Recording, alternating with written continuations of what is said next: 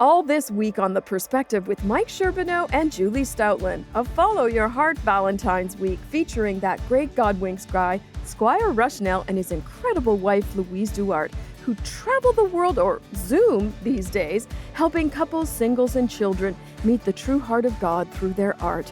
Oh, and by the way, did you know Squire Rushnell is an honorary Canadian?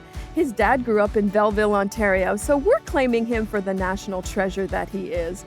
Also on the show, a Perspective regular guest co-host, Mitch Hunter, who Mike says is Niagara's most eligible bachelor. He's here, and Mike's giving out Mitch's number. Ryan and Jennifer Walter are back to give us the nitty-gritty on what long-married couples really want from each other. The former NHL great and his wife help couples and leaders around the world. Plus, Vahen King, we call her Queen, the first ever Miss Wheelchair Canada author and speaker, is here, this time with her husband Vaughan, who she says she had to drag to the show kicking and screaming. And the doctor is in the house. Grant Mullen and his wife Kathy are here to talk about ways we can shake that nasty, rude, negative inner critic of ours. So move over, Jimmy Fallon. Mike's dream job of hosting late night is coming true. Uh-oh, Julie, you may need your fencing sword. Hey, we're glad you're with us today on The Perspective. We got lots going on, and I'm glad that Julie's with us again, but also Mitch, thanks for showing up. Mike, it's good to be back again. I'm getting comfortable here. This is kind of fun. Well, and we're pumping you up as the most eligible bachelor. Like you owe me big money for this. Yeah, all right. What are your thoughts? We're going to talk about conflict today, amongst other things. You ever dealt with conflict, Mitch? Yeah, I've dealt with conflict. When I was younger in high school, I was in a couple relationships, but I'm curious to see, okay, as you grow up, and as especially in the context of Valentine's Day, romantic relationships, as you grow up, as you get more mature, how do you work through conflict as an adult? Well, you know what, Mitch? The wise thing is to do what I'm going to do right now. I'm going to defer that to Julie. Julie, how do you work through conflict? Wow. I thought you were going to say, I'm just going to sit here and be quiet, but wow, I'm speechless. Yeah, I know you're speechless, and that's what's so funny about all of this. So you know what? I'm going to be teaching about conflict. I want you to take notes, real good notes. And we got an amazing couple. Vahen and Vaughan King are coming on the program, and they're going to walk us through how to deal with conflict. So get out your pens. It's going to be a great time this morning.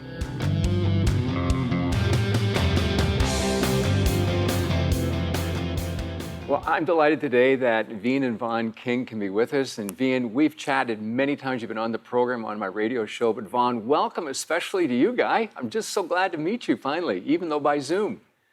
Yeah, that's right. No problem. And all the way from cold Edmonton, where the mosquitoes are almost as big as I encountered when I lived in Winnipeg. So we're glad you're with us. You guys have been through a lot. We're talking about relationships this week. And there's a line in the vows, in sickness and in health. Vahen, talk to me about what that means to you when you hear that part of the wedding vow. Honestly, Mike, first of all, I want to say, and it's not cliche, but truly, if it wasn't for Vaughan honoring his vows, we wouldn't have this happy ending today from someone who's broken that vow and been on the receiving end of unconditional love. In unimaginable ways. It has taught me what true love was, and it freed me to truly love myself and receive God's love. And as a result, it gives me the strength to say that, you know, my grace is sufficient for you, and my power is literally made perfect in our weakness. And that is what that's what I think about when I think about honoring our vows, is God's strength in us. Wow, thanks for sharing that. Vaughan, let me ask you a question, because you guys were engaged, if I have the story correct, and then Vahen had this life-altering sickness. What went through your mind in those days? Was there ever a doubt that you should get married, or that you were going to maybe just call it off? Did you ever struggle with that? Definitely, I felt like there was just kind of like a whirlwind of emotions, and I didn't really know what was going on, and like just struggling to figure out where you were and stuff. But through it all, I know that Vahen's attitude didn't change, and our hope and faith didn't change. So it's kind of kept me grounded, I guess. Yeah. You've had to learn to persevere through a lot of different things. Let me start back with you first, Vaughan, before I go to Vahen. What advice would you give to couples on persevering even in the hardest of days? there's a quote from my father that I wouldn't mind sharing. He basically said that life doesn't get any easier. It's never going to be void of pain, discouragement, or periods of suffering, but just remember that the tools of your Lord are there to transform you. They are there as tools of your Lord to transform you. So you got to lean into them to discover new aspects of Jesus. Any kind of crisis is a unwelcome opportunity for growth. Yeah. I mean, that's very powerful what you said. I picked up especially on that phrase, you got to lean in to those promises. It's almost like it's a conscious choice that you're making. Vahen, how have you had to lean in to say, I'm going to keep persevering? I know just recently you went through another bout physically with sickness, and that can be devastating. How have you learned to lean in?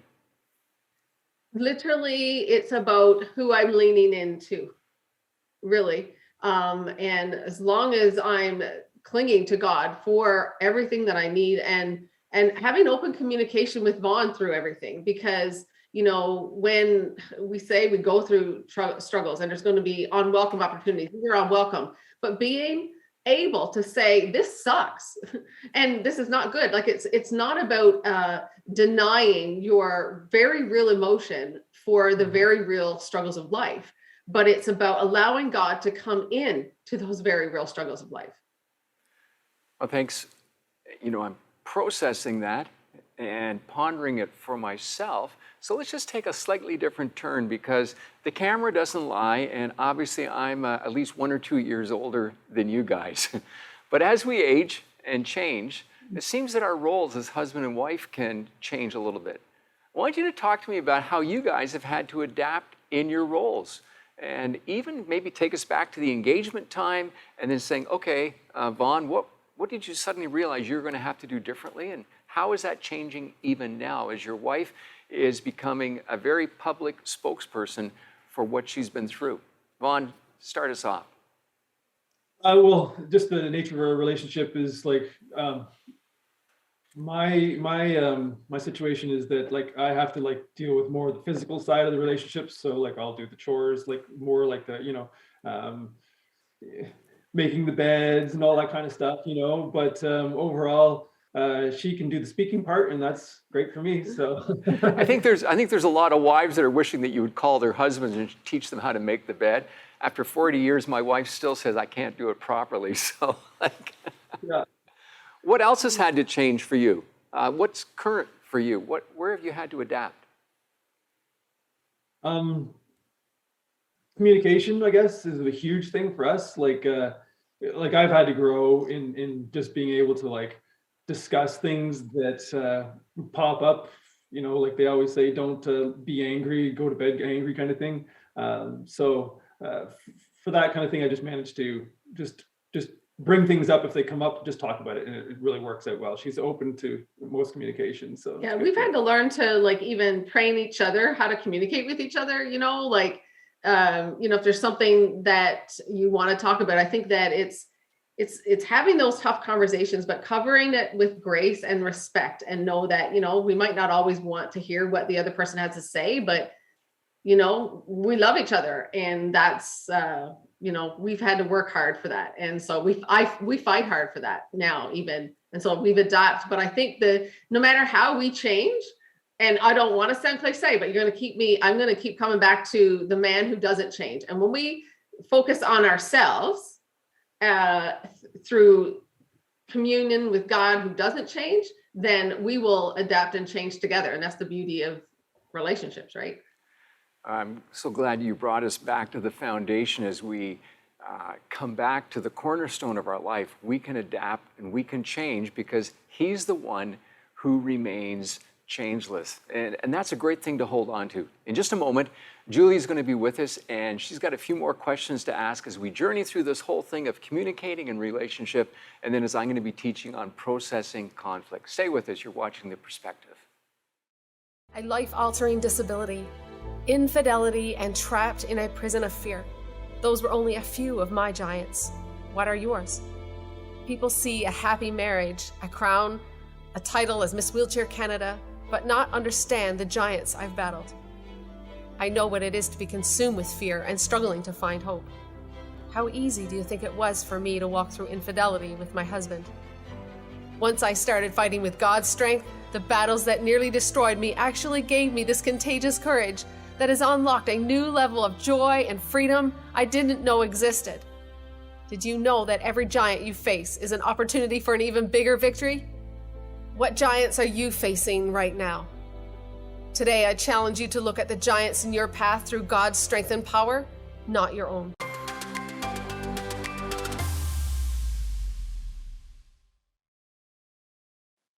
Vahen, it's so great to have you with us today, and especially to have Vaughan.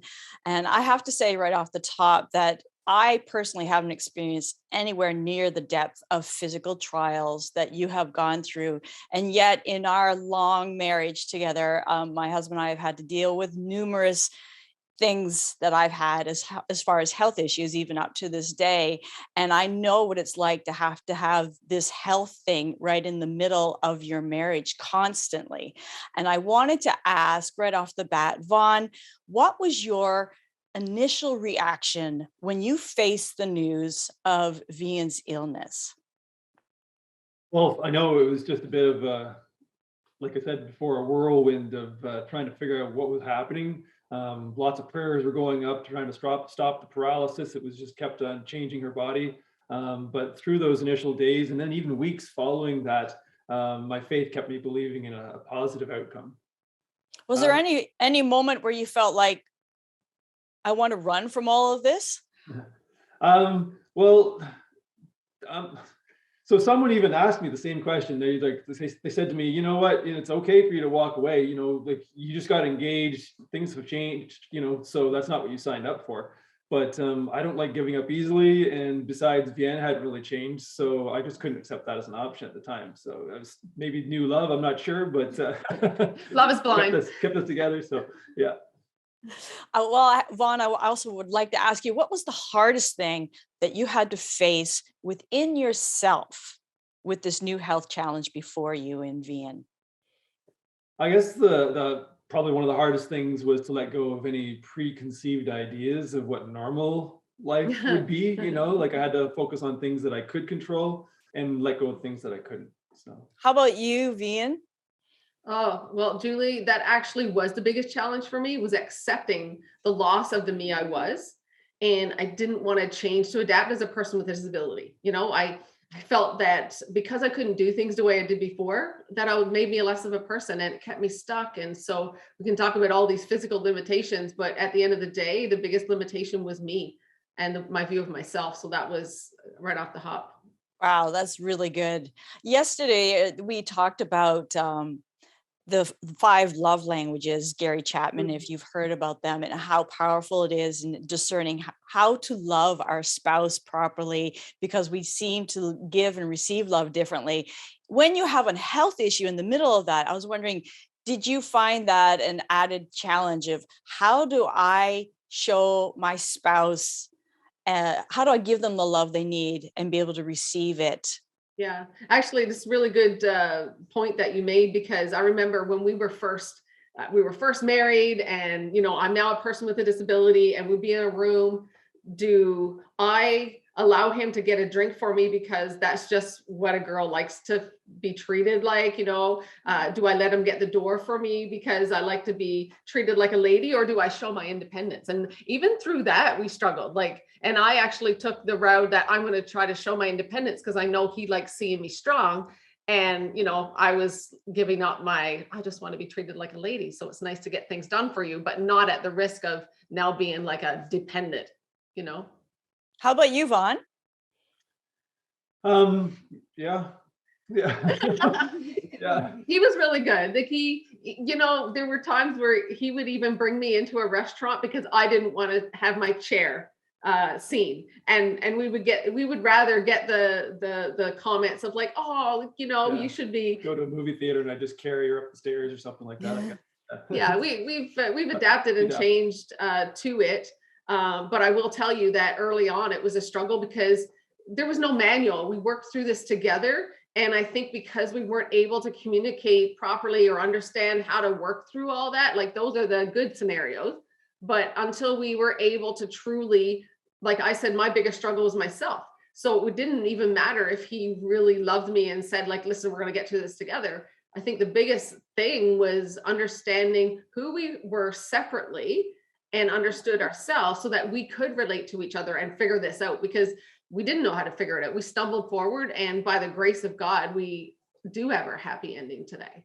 And it's interesting too. I know in my own relationship that because I didn't have a wheelchair that you could see, it was like, okay, there's something wrong with me, but you can't really tell. And even, with your spouse, you're living life and you're doing stuff and trying to remind yourself like, oh, she's got something that she's dealing with. And I know that with my husband, he becomes a bit of a bear that wants to be just left alone while he recovers from something. Whereas I like to have someone help me and encourage me and tend to me. And so then I want to be that kind of person back. And so if I try to tend to him, I can irritate him.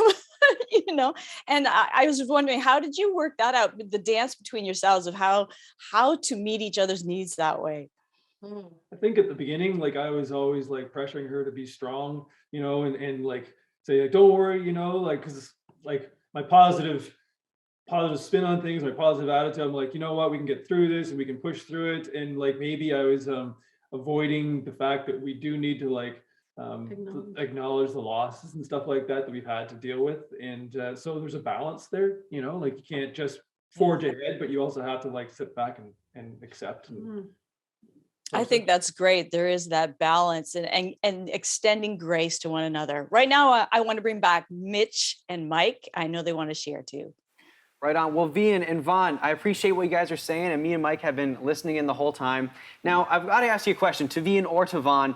I'm a young guy. What do you say to folks who are looking forward to a young couple? They're thinking about a happily ever after, and you both shared, you said, life has thrown you a curveball, and now the situation has changed. What advice do you have for young people? Well, I would like to say that happily ever after is possible. Just as sure as you will also face troubles and trials, as Vaughan quoted his father earlier, I don't think you will be spared. You can pray to ask God to spare you from troubles, but I would say pray for God to be with you in your troubles, but also don't be afraid to have tough conversations with each other. Because I would say to couples who are, wanting God to spare them from troubles, I mean, that's great, because we would like a happy life without any difficulties, right? But I would say, don't be afraid to reach out to others to tell them how you're struggling, and advise them to have those tough conversations in daily communication, and, talk about finances, talk about sex, talk about internet use, but be in community, but be open with each other. Hey, well, listen, folks, I just want to thank you for being authentic. You always are when you're on the program. You've spoken into our life. We've given Mitch some great counsel, and we're going to continue on in the whole thing of conflict today, how to resolve it with my teaching. So stay with us and watch right now. Do you ever feel that life gives you more than you can handle? Maybe you think, if God truly loved me, He wouldn't allow me to suffer like this. I know I'm not the only one who's yelled at God and said, how could you let this happen? Or, don't you care about me? It was in my pain and periods of questioning that I learned to trust God more than ever before. Only then was I able to believe God when He said, Vahen, I'm able to do way more than you can ever hope or imagine if you just trust me. I've learned that if you're never tested, you'll never know what you're capable of. And if you don't learn to trust God, you'll never know what He's capable of. Are you willing to trust God with your pain and overwhelming circumstances today? I invite you to join me in an adventure to discover God's intended more for your life. In most relationships, there's one thing we tend to run from. We don't want it. We want to avoid it. We do whatever we can to not deal with it. You've guessed it. It's conflict. And oftentimes what happens is conflict begins to brew, so does our anger. It's almost like they're interconnected. One of the reasons we get angry in a relationship is when we don't get what we want. And sometimes we've come with preconceived ideas that our spouse understands exactly what we want. I remember going through that in my own relationship. And my wife finally looked at me and she said, "How do I know what you want if you don't tell me?"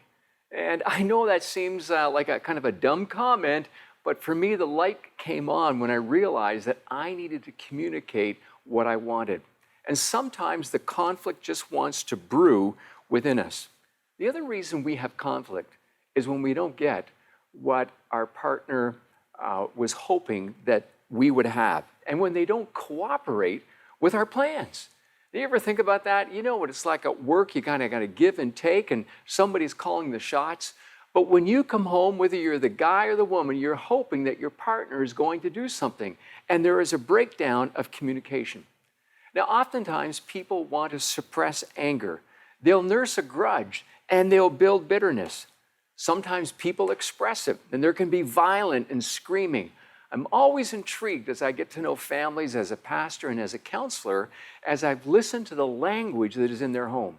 Could that be you today? I want to encourage you to dial it back, to speak words that give life and give hope, because even if you're a screamer, you can tear people apart so much. So a lot of times you just want to pick up and get going and think, well, okay, that's over, and we kind of dust our hands. But other people are just mortally wounded by the words you've said. And then sometimes people repress it. They sulk. They keep it in. But healthy people confess their anger. And when they learn to confess their anger, it helps to bring healing to the conflict. And we provide a way to go ahead. At the end of the talk today, we're making available a PDF on how to handle conflict, on some 6 points that you can use to diffuse the tension in your relationship. But one of the common reasons of conflict in a relationship is the fact that you don't have goals for your relationship. Many people just think, oh, we want to live happily ever after. Well, that's not a bad goal, but if you make it as a goal, then you need to plan out how you're going to do it and how it's going to happen.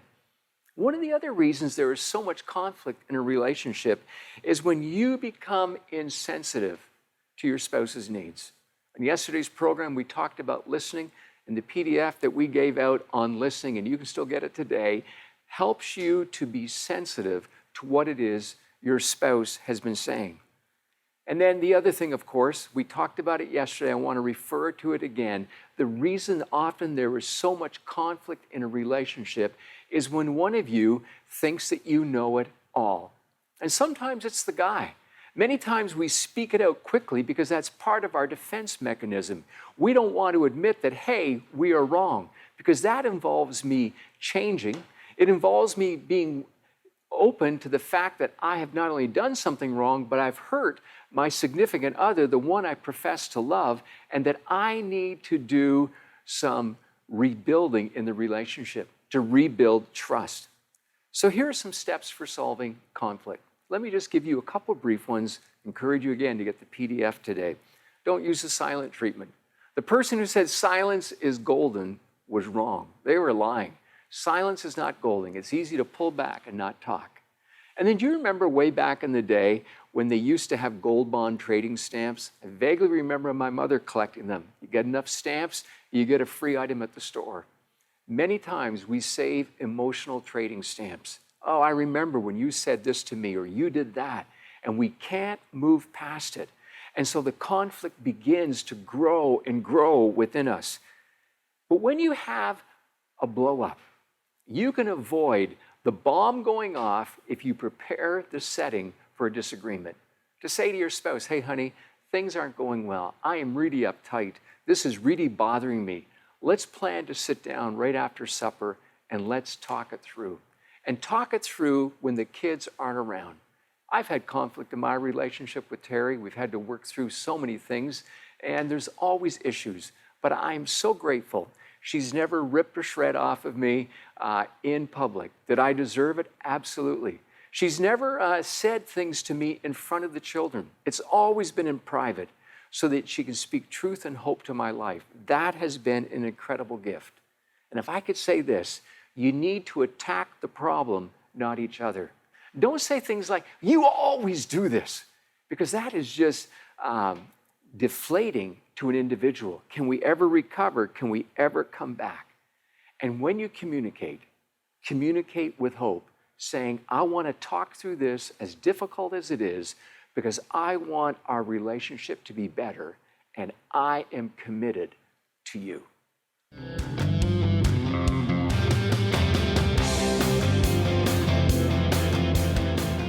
Well, Mike, I appreciate your message, and I was sitting here and I was listening the whole time. I was taking notes just as you recommended. I'm going to go home. I'm going to stick this up on my bulletin board, everything you said. But I've got a question for you. Right in the beginning of your talk, you said there are two things. Well, you said there are multiple things, but two of the things that contribute to conflict.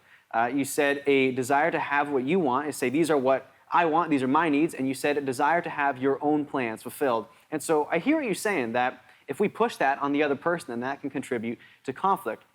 What I'm wondering is, how do I still say, okay, I'm still a human being, I still have needs, I still have wants, I still have plans, so how do we make room for that without contributing to conflict? Well, Mitch, you're in an ideal situation because you're not married yet, so you need to lay out what's important to you to that particular person whenever she comes along. But if you are married, you need to stop and sit down and say, hey, this is what's important to me, this is what I'm really enjoying. Is there a way that we can work on this together? I'm going to bring Julie into the fray because I'm sure she's had to deal with that, where you had a plan, and then, you know, your amazing husband, Tor, he said, I want to do something different. So how did you figure it out, Julie? Never happens. Well, I'm a firstborn. Tor is a firstborn. And I think there's also something about birth order there. So you have two very strong, opinionated firstborns. And that means you need to be extra careful about how much you want to push your own way. And it does mean you have to set boundaries and go, okay, let's just, like you said, talk about the issue and not start attacking other's ideas and saying, look, I don't like that idea, mine's better. You know, really looking at, this is an issue, let's deal with it, let's step back, let's hold back on our own opinions and really see how can we compromise properly with this. Okay, I'm listening to that. Mitch, I want your feedback as the eligible bachelor today. What do you say? Yeah, well, so Mike, I'm actually hoping either you or Julie could give me advice, because I'm saying I'm a young guy, I'm growing up, and maybe there's other viewers who are identifying. I'm just speaking from the guy's perspective. We're saying, okay, well, we want to be strong, want to be supportive. The guys say, okay, I'm the spiritual leader of the house, whatever, and that's good. How do we fill that role as guys without just steamrolling our spouses? How do we do that? Do either of you have any advice? Well, I think maybe in a nutshell, because you've talked on something so important, is to start to think differently. And think differently, realize the person that God brings into your life is a gift. And many times we look at a relationship that it's all about me, but it's not. Marriage is an act where we get to live out the selfless life, where we follow after Jesus, who said he laid down his life for the church, for the people he loved. And in the same way, a husband is called to lay down his life. And as I learned to lay down my life for my wife, I've discovered that she wants to give to me in ways that I couldn't imagine either. So it's really a saying where we not only compete, we don't want to compete, we want to complete each other.